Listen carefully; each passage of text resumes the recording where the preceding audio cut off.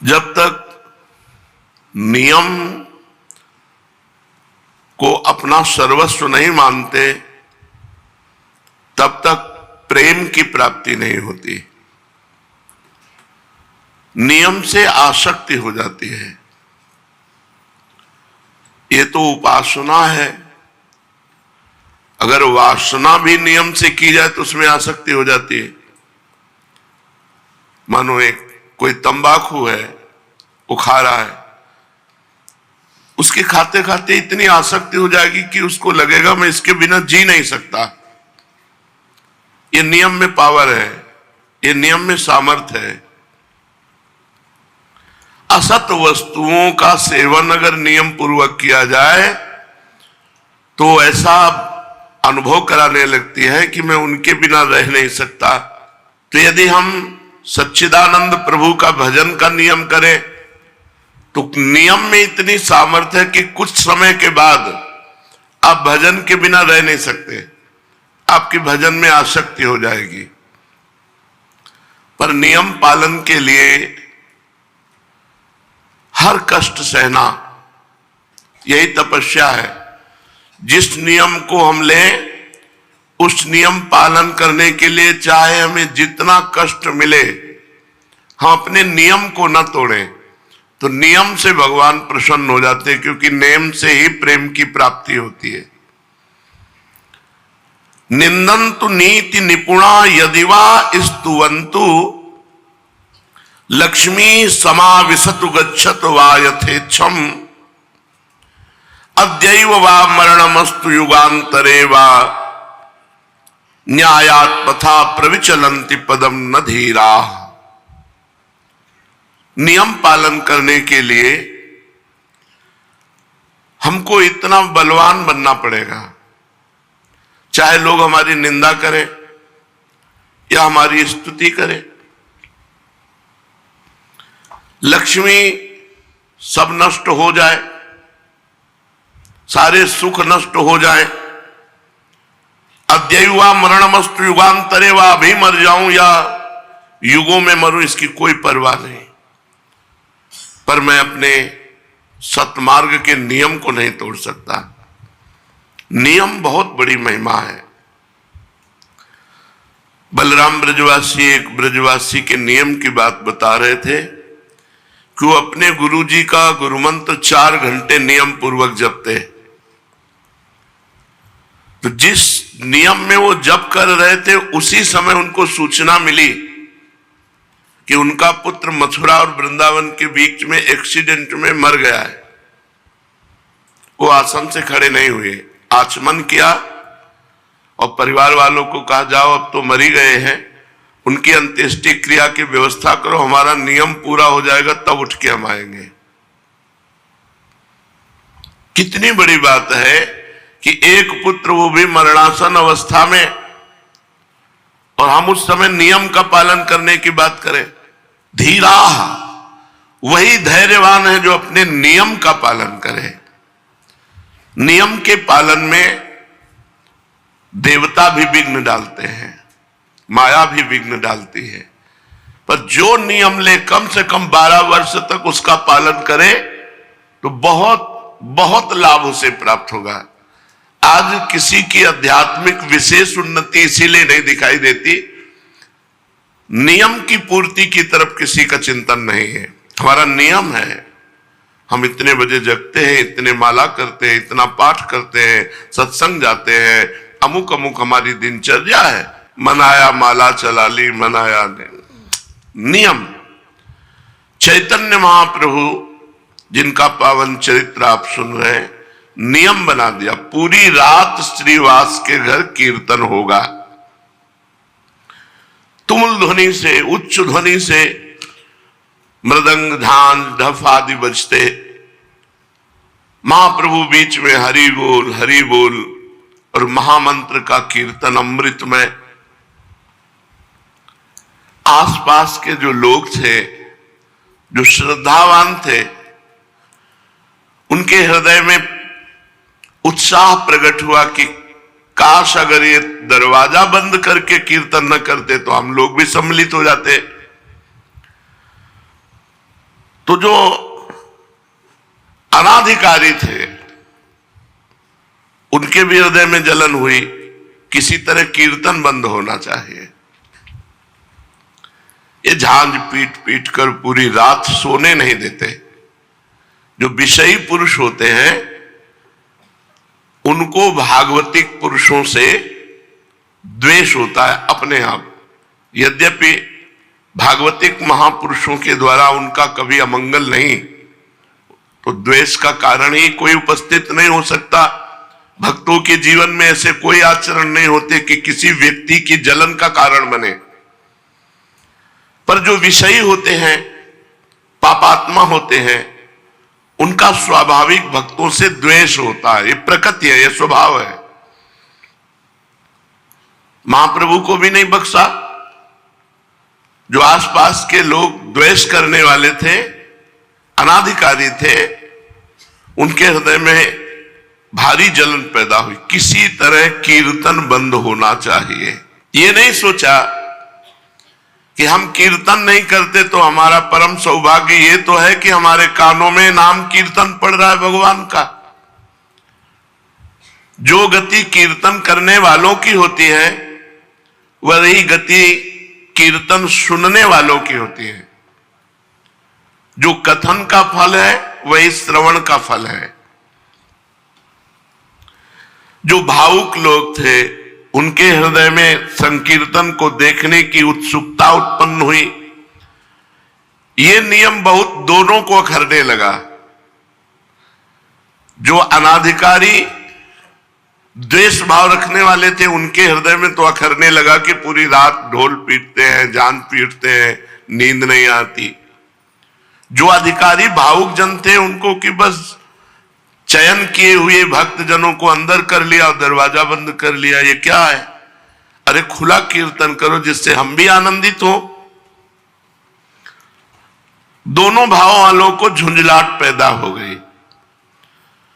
श्रद्धावान अपनी झुंझलाहट को रोककर धैर्य पूर्वक कि कभी तो ऐसा अवसर आएगा कि कीर्तन घर के बाहर होगा तो हम भी आनंद ले लेंगे, वो प्रतीक्षा करने लगे। नम्रता पूर्वक भगवान से प्रार्थना करने लगे कि कभी हमें भी कीर्तन में सम्मिलित होने का अवसर मिले।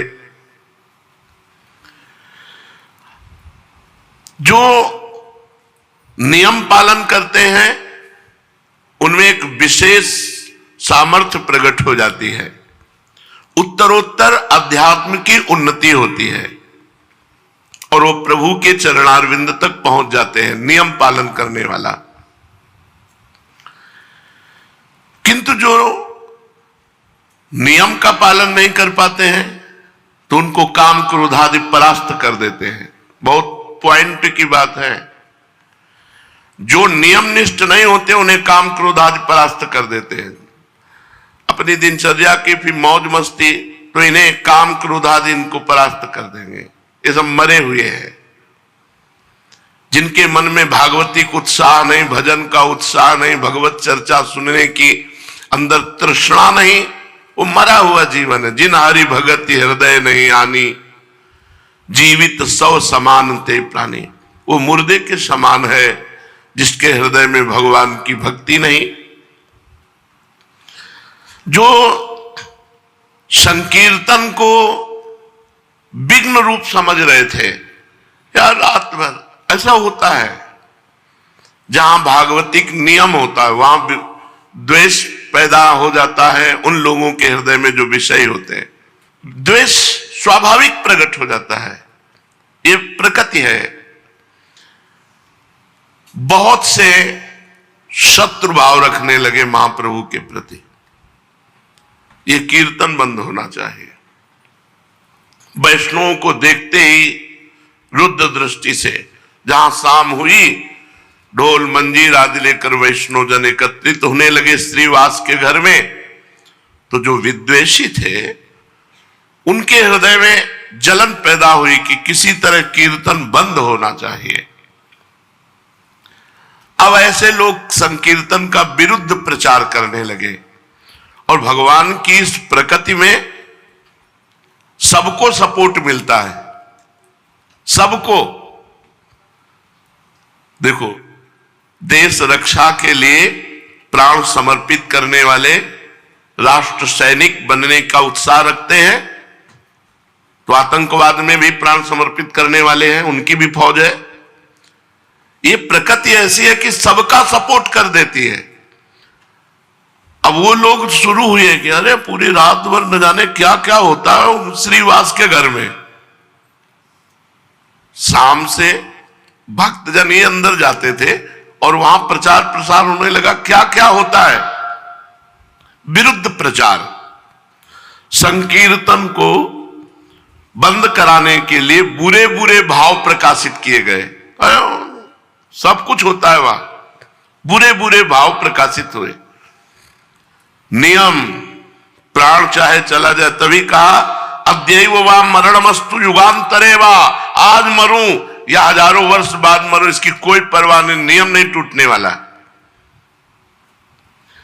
अब वो बुरे बुरे प्रचार प्रसार करने लगे। जो दुष्ट स्वभाव के लोग होते हैं उनको दुष्टता करने में मजा आता है। दूसरे की बुराई करने वाले को अगला जन्म चमगादड़ का मिलता है, उल्टा टंगा रहता है। पर उनको बुराई करने में ऐसा लगता है जैसे राष्ट्रपति पद मिल रहा हो, चार लोग सुनने वाले हो और उनको बुराई करने का अवसर मिले तो इतने खुश होते हैं मानो नृपति बन गए हो। वो दुष्ट स्वभाव के लोग, कीर्तन बंद होना चाहिए। एक पार्टी तैयार हो गई दुष्टों की, बताया ना, सपोर्ट सबका प्रकृति कर देती है। अभी आप कोई विरुद्ध भाव प्रकाशित कीजिए तो आपको सैकड़ों मिल जाएंगे सपोर्ट करने वाले, और सद्भाव प्रकाशित करो तो उसके भी है। प्रकृति सबको सपोर्ट कर देती है। और ये पता नहीं कि भगवान के भक्तों का विरोध करने से उनकी भक्ति में और प्रकाश होता है और रंग आता है।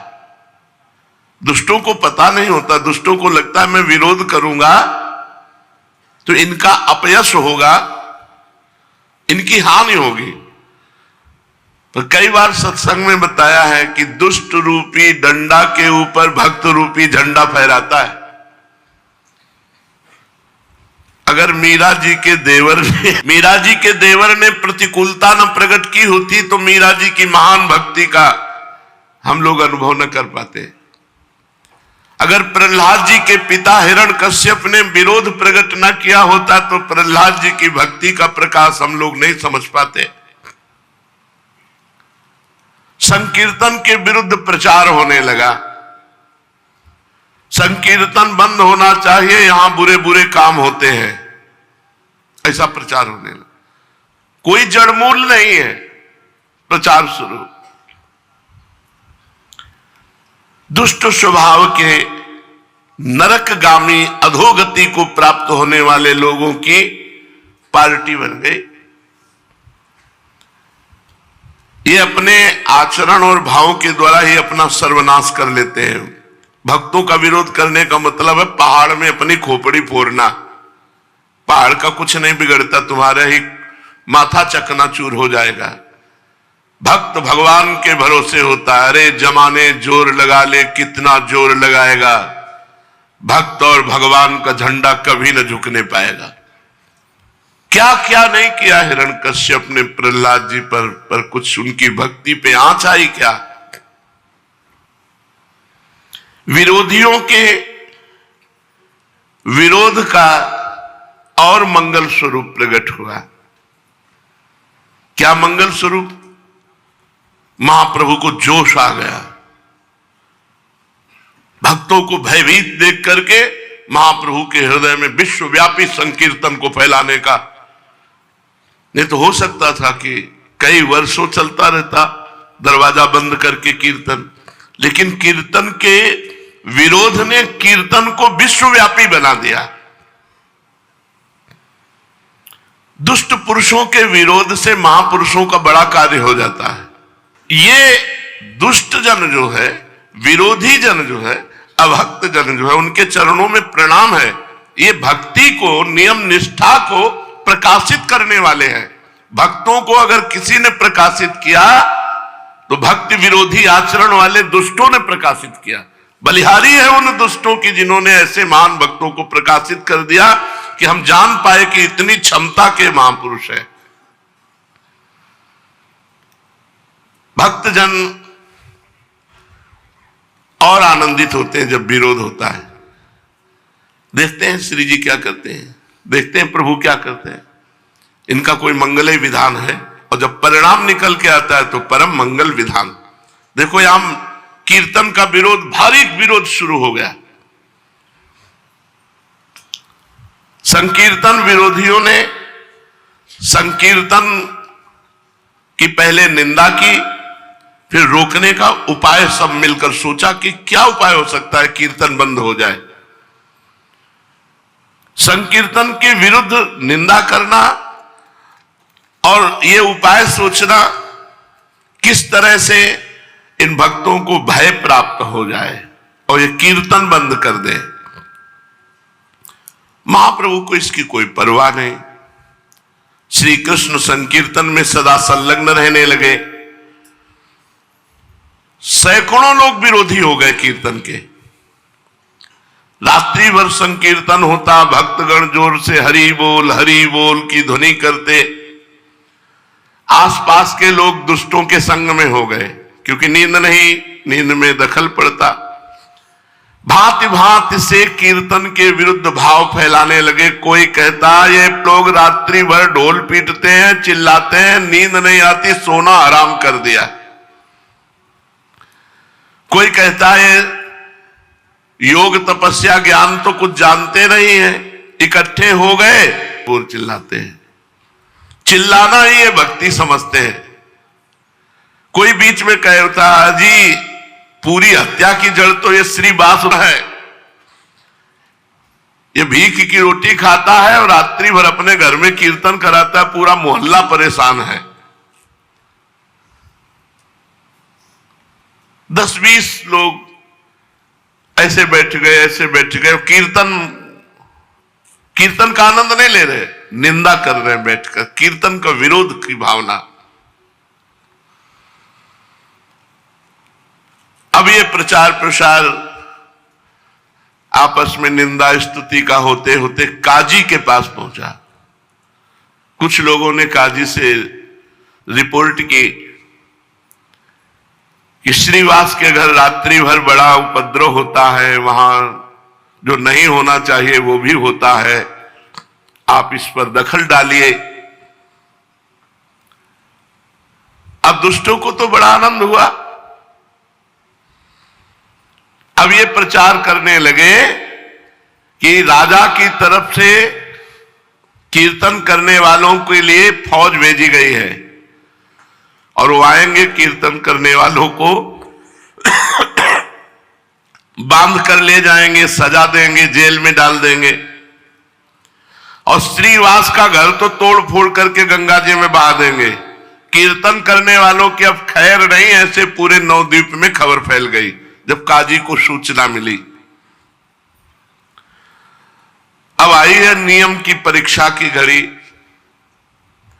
अब उनमें जो कुछ हल्के भाव वाले थे उन्होंने कहा भाई कृष्ण कृष्ण जपना तो हम जप लेंगे अब, लेकिन राजा के डंडे कौन खाएगा, जेल में कौन बंद होगा।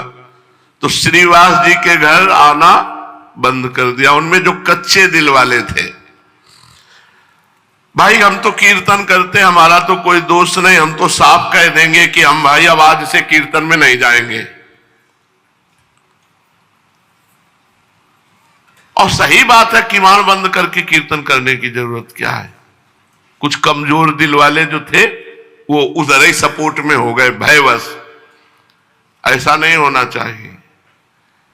अच्छा, कुछ लोग होते हैं दो मुंह वाले, इधर भी मौजली उधर भी मौजली।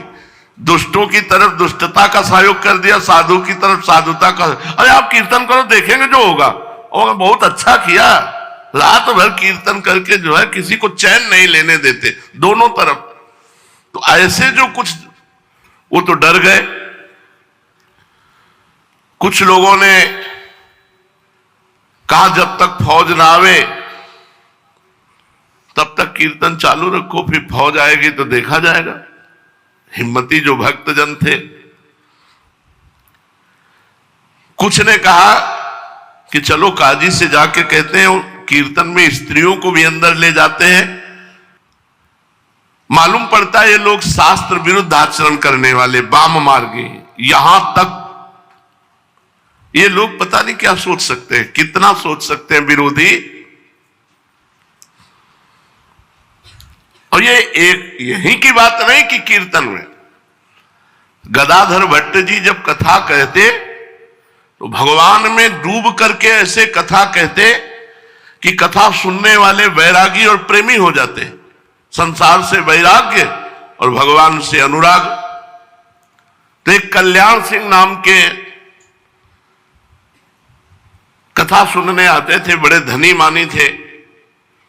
तो कथा में यही तो चर्चाएं होती है कि भाई ब्रह्मचर्य से रहो, संयम से रहो। ऐसा उन्होंने अपनी पत्नी से बात करना बंद कर दिया, काम संबंधी चेष्टाएं बंद कर दी।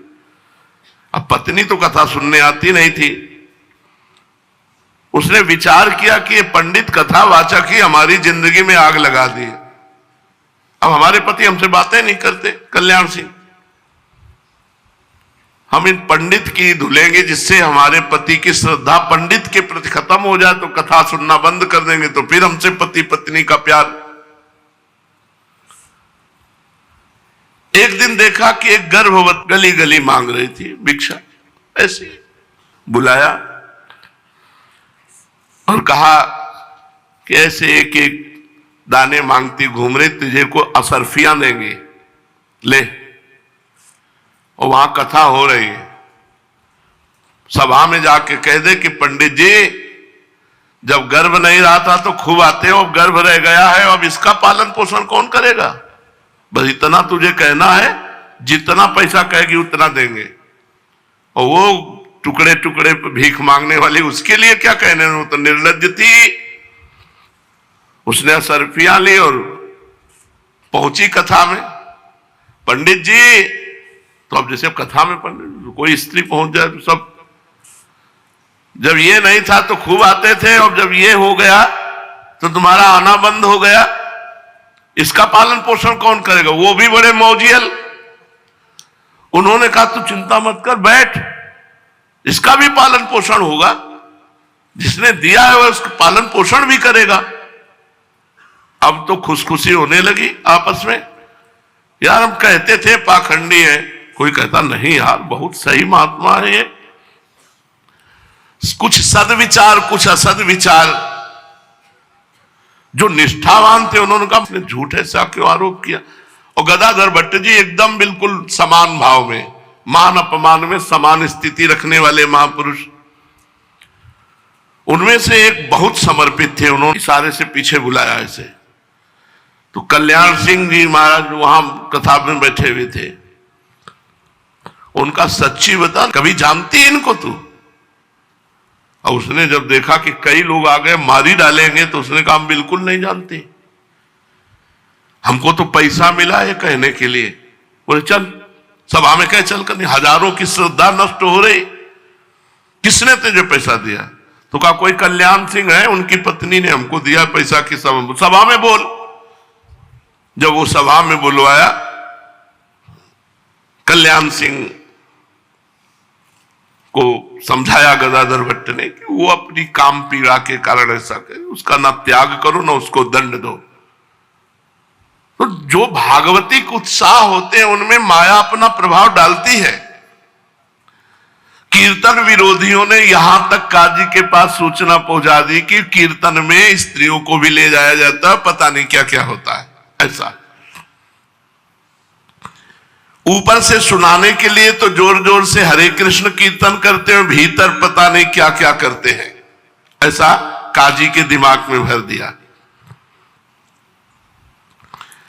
नवद्वीप के काजी के सामने संकीर्तन की शिकायत, काजी ने सबकी बातें सुनी और कहा आप लोग चिंता मत करें, हम कीर्तन तुरंत बंद करा देते हैं। अब तो शिकायत करने वाले दुष्टों की छाती फूल गई, अपने अपने स्थान पर मुस्कुराते हुए लौट कर आए कि अब फौज आएगी, सबको बंदी बनाएगी, कीर्तन आज से बंद, चैन से सोने को मिलेगा।